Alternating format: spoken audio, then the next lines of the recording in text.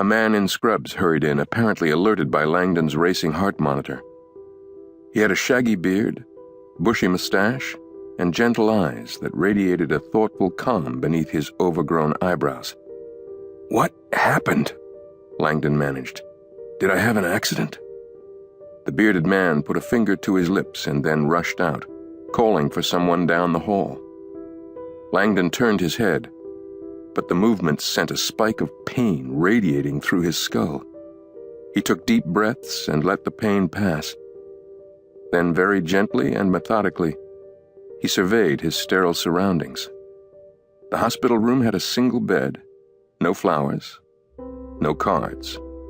Langdon saw his clothes on a nearby counter, folded inside a clear plastic bag.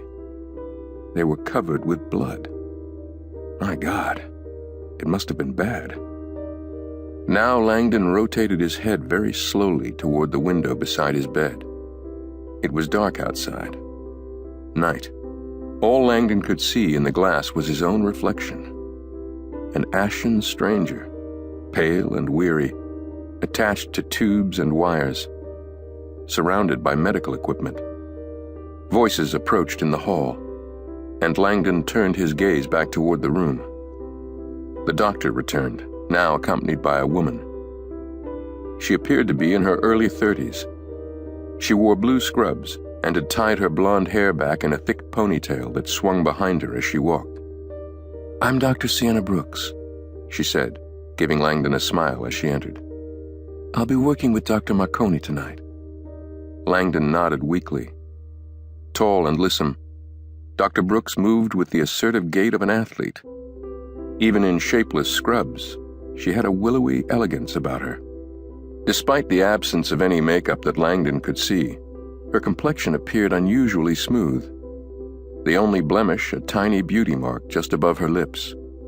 Her eyes, though a gentle brown, seemed unusually penetrating, as if they had witnessed a profundity of experience rarely encountered by a person her age.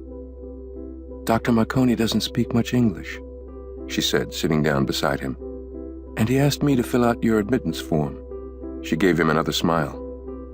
"Thanks," Langdon croaked. "Okay," she began, her tone businesslike.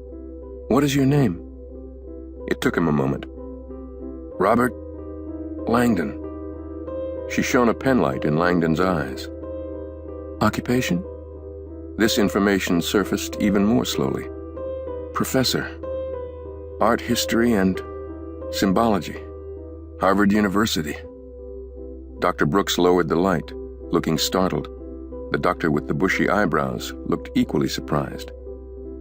"You're an American?" Langdon gave her a confused look. "It's just..." She hesitated. "You had no identification when you arrived tonight.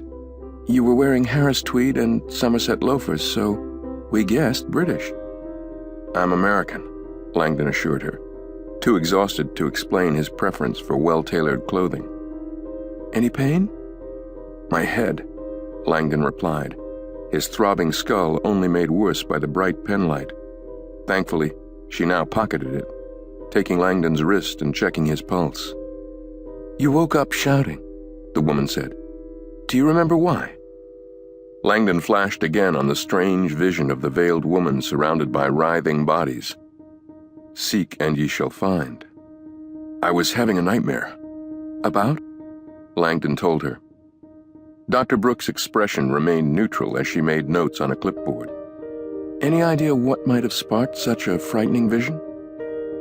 Langdon probed his memory and then shook his head, which pounded in protest. "Okay, Mr. Langdon," she said, still writing. "A couple of routine questions for you. What day of the week is it?" Langdon thought for a moment. "It's Saturday. I remember earlier today walking across campus, going to an afternoon lecture series, and then that's pretty much the last thing I remember. Did I fall?" "We'll get to that. Do you know where you are?" Langdon took his best guess. "Massachusetts General Hospital?" Dr. Brooks made another note. "And is there someone we should call for you? Wife? Children?"